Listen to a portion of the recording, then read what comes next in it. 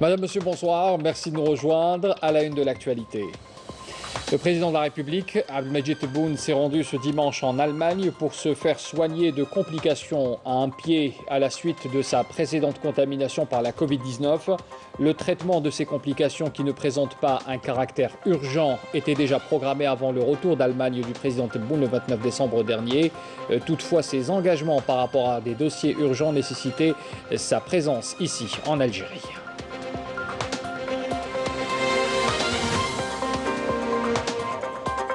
Le président de l'autorité nationale indépendante des élections, Mohamed Sharfi, a affirmé que la nouvelle loi électorale qui est en phase de finalisation comporte plusieurs moyens à même d'appuyer le processus de restauration de la confiance entre le citoyen et l'État.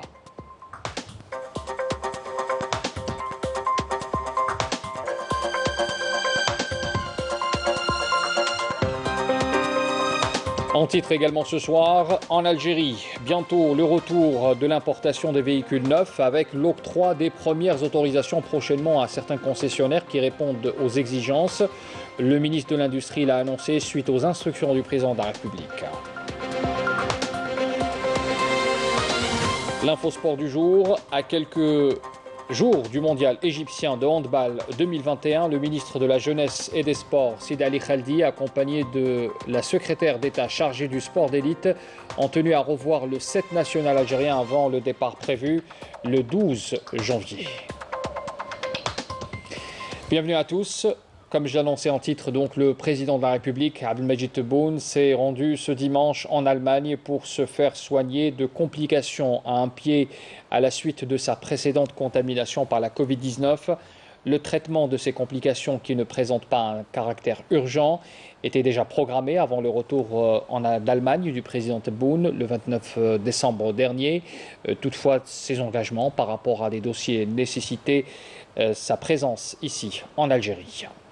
Le président Tebboune a été salué à son départ de la base aérienne de Boufarik par le président du Conseil de la Nation par intérim Salah Goudji, le président de l'Assemblée populaire nationale Slimane Chennine, le président du Conseil constitutionnel Kamel Fenniche, le Premier ministre Abdelaziz Jarrad, le général de corps d'armée, chef d'état-major de l'armée nationale populaire Saïd Chengriha et le directeur de cabinet de la présidence de la République Nordine Barded Deïch. On écoute le président de la République. أيها المواطنات والمواطنون، كما كان مبرمج منذ مجيئي من بداية الشفاء ألمانيا، كان مبرمج أن أعود لاستكمال بروتوكول الذي سطره الأساتذة. له بروتوكول ما تبقى إلى شيء قصير قليل جدا، ولكن بالضرورة لازم ننتهي وإلا نضيع كاع الشيء اللي ندار من قبل. وممكن تكون في عملية بسيطة جراحية على الرجل. مهم مدة الغياب إن شاء الله نتمناها وإن شاء الله تكون قصيرة جدا، وحتى إلى غادرت البلاد جسديا أنا متابعة يومية مع كل المسؤولين ومع كل وشاكر التجنيد تاع المسؤولين وبالأخص الجيش الوطني الشعبي سديد جيش التحرير على كل المجهودات اللي مبذولة في مساعدة المواطنين وفي إرساء الطمأنينة على مستوى الوطن. كذلك مؤسساتنا المنتخبة الحمد لله، يعني الدولة واقفة ما زالت ماشية، والحكومة مثل ما قلنا فيها وعليها. إن شاء الله هذا هو. شكرا. Le ministre des Affaires étrangères, Sabri Bourgadoum, entamera à partir de demain lundi une visite de travail de 2 jours en Afrique du Sud. Durant cette visite, Sabri Bourgadoum aura des rencontres avec son homologue sud-africaine, Naledi Pandor, et sera reçu également en audience par les hautes autorités de ce pays en vue de procéder à une évaluation approfondie de la coopération bilatérale dans les domaines politiques, économiques, commerciaux, culturels également. Et puis cette visite sera également aussi l'occasion pour un échange de vues et d'analyses dans le cadre de la tradition de concertation entre les deux pays sur les différentes questions liées à la paix et à la sécurité en Afrique en Afrique et dans le monde, de même qu'elle permettra aussi de renforcer la coordination sur les questions importantes liées aux thématiques politiques et sécuritaires au sein des organisations régionales et internationales. Le président de l'autorité nationale indépendante des élections, l'ANI, Mohamed Sharfi, a affirmé ce dimanche que la nouvelle loi électorale, qui est en phase de finalisation, comporte plusieurs moyens, des moyens à même d'appuyer le processus de restauration de la confiance, une confiance qui devrait exister entre le citoyen et l'État. C'est ce qu'a déclaré Sharfi lors de son passage à la télévision publique. On l'écoute. هذا القانون أتى على الأقل بمحورين أساسيين. المحور الأول هو La nouvelle loi électorale comprend deux axes essentiels, à savoir l'adoption de la transparence totale à toutes les étapes de préparation du processus électoral, que ce soit concernant l'examen des dossiers de candidature ou dans le suivi de la campagne électorale, ou encore le financement de cette dernière. Le deuxième axe consiste en la lutte contre l'argent sale, un fléau que cette loi est à même d'éradiquer.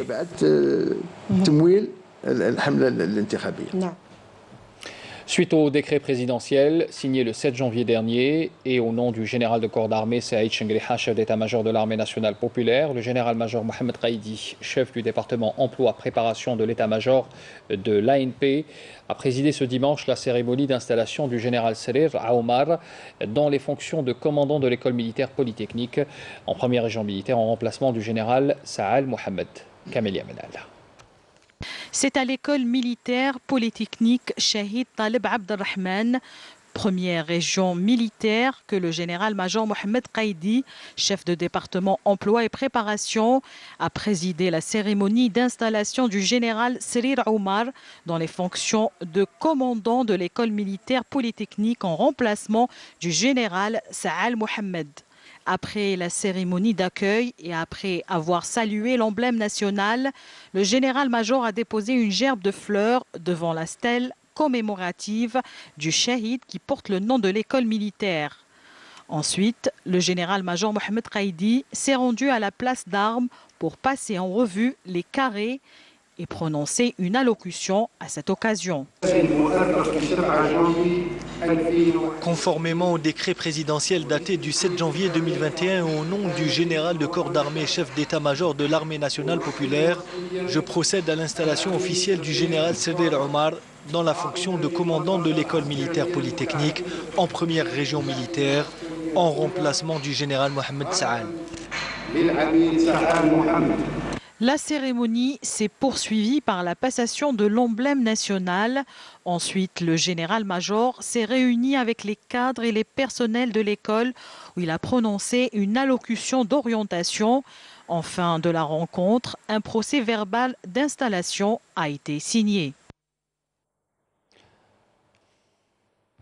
Le ministre des Finances a présidé aujourd'hui une cérémonie d'information sur les principales dispositions fiscales, douanières et domaniales contenues dans la nouvelle loi de finances 2021, comme par exemple l'encouragement de l'investissement, la promotion de la production nationale et la relance économique, ainsi que l'élargissement de l'assiette fiscale.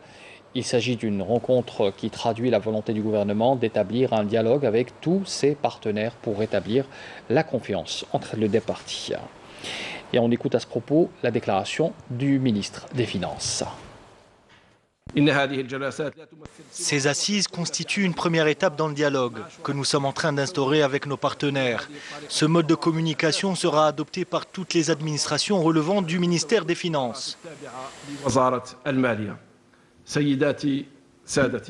Mesdames et messieurs, cette rencontre marque donc le début d'une série de rencontres dont l'objectif est d'expliquer le contenu de la loi de finances de 2021.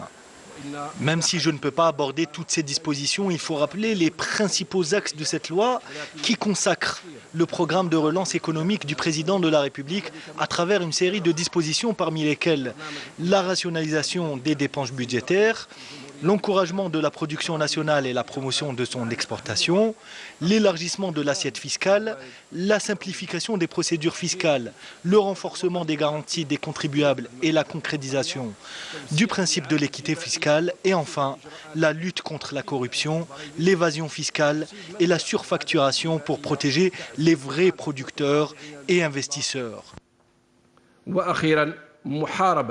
الغش والتهرب الجبائيين وكذا تضخيم الفواتير من أجل حماية المنتجين والمستثمرين الحقيقيين. En Algérie, le retour bientôt de l'importation des véhicules neufs avec l'octroi des premières autorisations prochainement aux concessionnaires. Le ministre de l'Industrie l'a annoncé suite aux instructions du président de la République. Éclairage, Yamina Saïdji. Le gouvernement a décidé de libérer l'importation des véhicules neufs afin de répondre aux besoins du marché national en octroyant les premières autorisations prochainement aux concessionnaires retenus. C'est ce qu'a annoncé le ministre de l'Industrie, Farhat Aïtali. Cela fait déjà une année que le président de la République a donné des instructions. L'accord pour libérer l'importation des véhicules neufs a fait l'unanimité au niveau du gouvernement afin d'alimenter le marché national en véhicules de tout genre, notamment utilitaires, qui sont nécessaires pour les institutions et les commerçants. Le ministre a précisé que le comité interministériel chargé d'examiner les dossiers de demandeurs d'autorisation pour importer les véhicules neufs va se réunir pour remettre la liste finale des concessionnaires retenus, ajoutant que sur le plan documentaire, 40 dossiers complets ont été recensés. Le choix des dossiers d'importateurs de véhicules neufs est effectué en fonction de leur conformité aux conditions fixées dans les cahiers de charges. Ce n'est pas l'État qui va importer les véhicules, mais c'est les concessionnaires qui répondent à ces conditions. Les marques concernées par les premières autorisations d'importation sont nombreuses et de tous les modèles, dont celles destinées aux petites bourses et qui ont donné leur accord aux concessionnaires algériens. Par ailleurs, le ministre a fait savoir que bâtir une vraie industrie automobile en Algérie demeure l'objectif principal, avec un taux d'intégration fixé pour l'industrie automobile à un minimum de 30% lors de la première phase d'activité. Et s'agissant de la filière électronique et électroménager, le ministre de l'Industrie a assuré que la situation de l'entreprise nationale Euniem était en voie de règlement. Le premier dossier qu'on va traiter est celui de l'Euniem. On devrait aboutir à la solution lors de la rencontre qu'on va tenir au cours de la journée de ce dimanche, avait encore déclaré Farhat Aïtali. On part à Constantine. Le ministre des Mines, Mohamed Arkab, a procédé sur place précisément à Ouled Rahmoun, dans cette wilaya, à la pose de la première pierre d'un projet de réalisation d'une nouvelle usine de production de carbonate de calcium micronisé. Sarah Derbal. La production du carbonate de calcium micronisé est un nouveau créneau que l'Algérie s'apprête à exploiter pour renforcer le potentiel minier national et par ricochet soutenir la croissance économique pour un développement durable. Le carbonate de calcium micronisé, une substance multifonctionnelle qui est utilisée dans divers domaines industriels, agricoles et pharmaceutiques. حوالي 60% من هذا المشروع راح ينجز بالإدماج الوطني، يعني كل ما هو منتوج في الجزائر. فهذه إلا البداية، راح يكون مشاريع مثل هذه كثيرة عبر التراب الوطني لإنتاج المواد الأخرى اللي تدخل في الصناعات التحويلية اللي هي الآن معظمها مستوردة من الخارج. الهدف من وراء ذلك دائما نقولوا ونعودوا هي أولا تخفيض أو القضاء على هذه الفاتورة الاستيراد، والنقطة الثانية هي توفير المواد الأولية لصناعة التحويلية، والنقطة الثالثة هي توفير مناصب شغل يخلينا نوضع اللبنة الأولى من التحويل اللي راح يكون في النمو الاقتصادي في بلادنا والتحول الاقتصادي. La réalisation et l'équipement de cette usine a nécessité un investissement de 5 milliards de dinars, nécessaire devant l'importance de ce projet qui est appelé à accompagner l'effort de l'État dans la relance des industries de transformation. 360 mises en demeure ont été adressées aux promoteurs et investisseurs n'ayant pas respecté leurs engagements dans la zone industrielle de l'Arbatash à Boumerdes, un parc industriel qui a bénéficié d'une enveloppe financière de 2 milliards de dinars pour son aménagement. On voit cela dans ce reportage signé Fatiha Bouarab, le récit de Nessani Ben Saïdi. Commune de l'Arbatash, wilaya de Boumerdes. Depuis quelque temps, plusieurs activités et petites industries ont vu le jour ici. Comme cette usine spécialisée dans la fabrication de mobilier de maison et de bureaux, fondée par des jeunes fraîchement diplômés. Nous sommes fiers car nous sommes la première usine à avoir ouvert ses portes dans cette zone industrielle.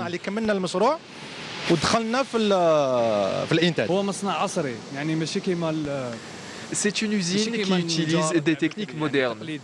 La zone industrielle de l'Arbatash a bénéficié d'une enveloppe financière de 2 milliards de dinars en aménagement. 150 entrepreneurs issus de 9 secteurs, à savoir l'agriculture, l'industrie pharmaceutique ou encore l'industrie de transformation, ont investi dans cette zone.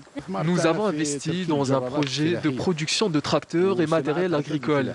L'usine est en cours de réalisation avec un taux d'avancement des projets estimé à 90%. Une fois sur pied, cette usine sera spécialisée dans le domaine d'industrie pharmaceutique. Le taux d'avancement des projets est très favorable. Cette région a bénéficié d'une opération d'assainissement du foncier industriel. 360 mises en demeure ont été adressées aux promoteurs et investisseurs n'ayant pas respecté leur engagement.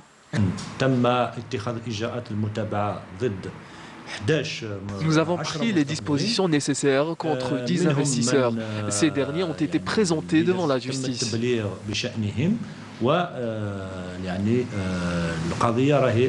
La zone de l'Arbatash est devenue un pôle industriel par excellence, disposant d'un véritable potentiel qui permettra de booster l'économie nationale.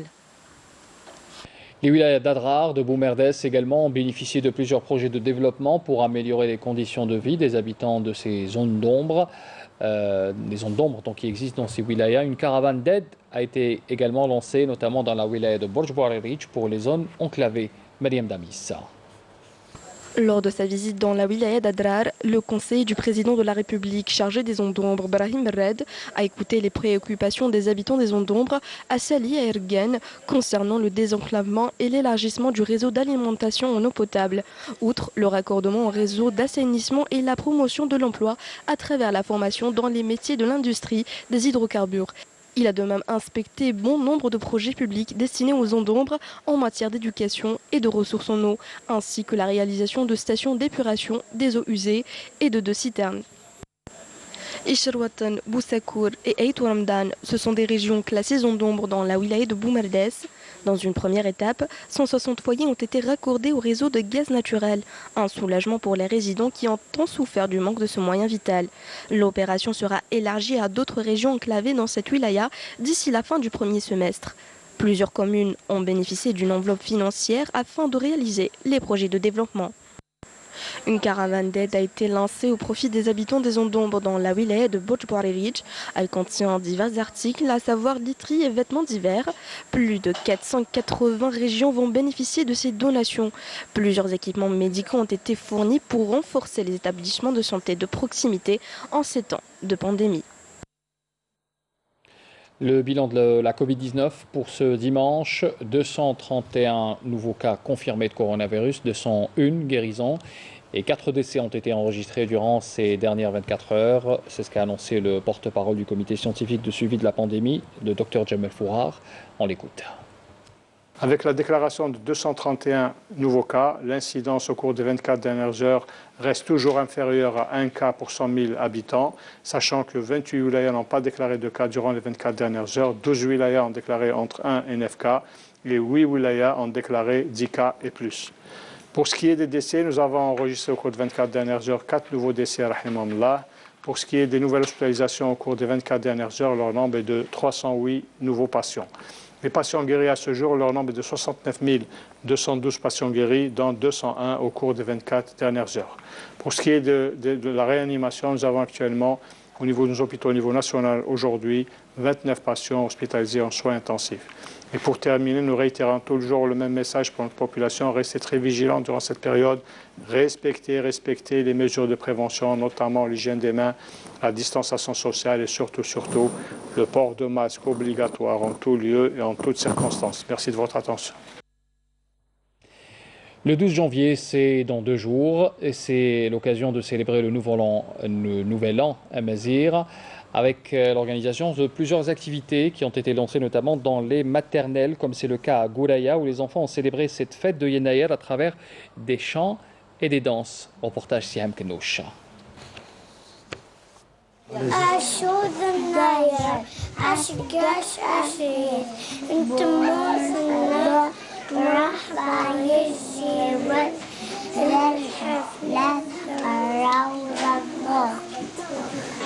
Tout en couleurs, les enfants de la maternelle de Gouraya fêtent le nouvel an à Mazir. Ils apprennent et découvrent l'occasion, encadrés par leur maîtresse. On fête le Nayel. C'est une fête. Important ? C'est important, bien sûr, pour inculquer aux enfants la culture algérienne, les traditions. Voilà. Mis à part le programme pédagogique qu'on leur a. Voilà, c'est conçu. Voilà, donc ils apprennent à compter, à chanter, à danser. Bon, le programme scolaire, bien sûr. On apprend certes, mais on s'amuse aussi. Des chants, des danses, des pièces théâtrales. Les enfants y ont mis tout leur cœur.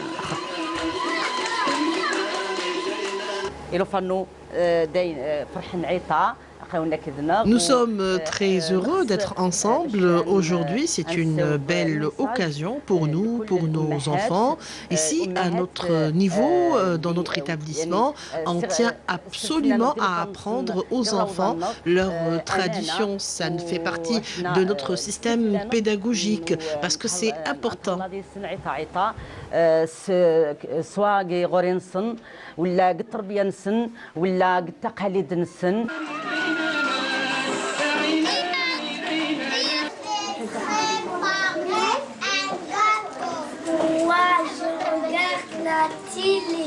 Des enfants qui apprennent donc à connaître leurs traditions sont appelés un jour à bien les perpétuer.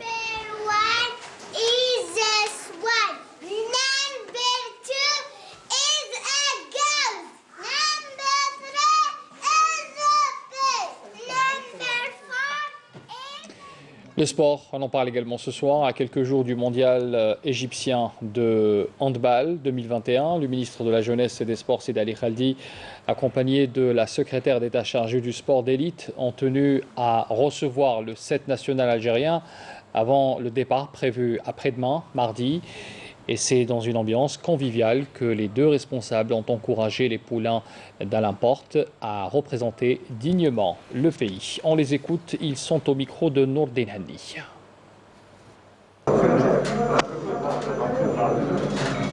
Ce fut l'occasion de réaffirmer le soutien constant et agissant du gouvernement et partant celui du ministère de la Jeunesse et des Sports en faveur de notre équipe nationale. Notre souhait le plus ardent, c'est de voir cette équipe aller le plus loin possible et surtout de voir hisser l'emblème national au firmament dans le concert des nations. J'ai tenu à rendre un hommage particulier à Monsieur le sélectionneur national, d'abord parce qu'il est étranger et que nous parlions en arabe et donc il était tout à fait naturel de lui exprimer quelques mots, et partant aussi de la conviction qu'il fallait lui rendre un hommage particulier quant aux efforts méritoires sans cesse déployés en faveur de la réussite de cette équipe. Donc il était tout à fait naturel de lui rendre cet hommage et de le remercier pour ses efforts. Je veux juste leur dire, vivez à fond votre rêve, votre objectif. Donc voilà, vous êtes jeunes, on est derrière vous. Vous êtes les dignes représentants du sport algérien.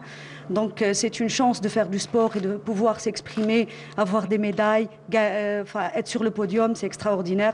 Il faut le faire à fond. Voilà. Je suis étranger ici. On m'a fait confiance. Je m'efforce tous les jours de renvoyer la confiance qui m'est faite. Et quand je vois que la plus haute autorité de l'État me remercie, ça me va droit au cœur. Tous les pays ne font pas ça, je l'avoue, à commencer par le mien. Donc c'est une grande fierté pour moi, je l'ai dit au ministre, et ça m'encourage à donner encore plus. Je dirais que dès que je serai rassuré par les résultats du dernier test Covid, j'ai pas de blessés. Donc pour ça c'est très bien, j'ai l'impression que les joueurs sont en forme. Ils ont très envie de bien faire. Et voilà, on verra si on est prêt le jour des matchs.